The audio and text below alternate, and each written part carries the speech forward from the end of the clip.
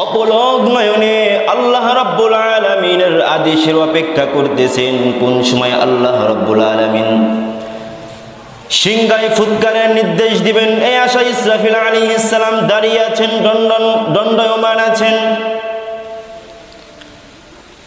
আল্লাহ রাব্বুল আলামিনের আদেশে ইসরাফিল আলাইহিস সালাম সিংহায় ফুৎকার দিবেন মোট দুইবার। কয়বার?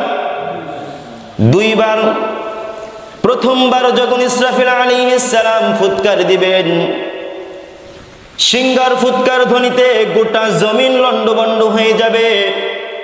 জমিন আর জমিন থাকবে না, সব কিছু ভেঙে চুরে আল্লাহ রাব্বুল আলামিন একটা ফুৎকারে সব কিছু লণ্ডভণ্ড করে দিবেন।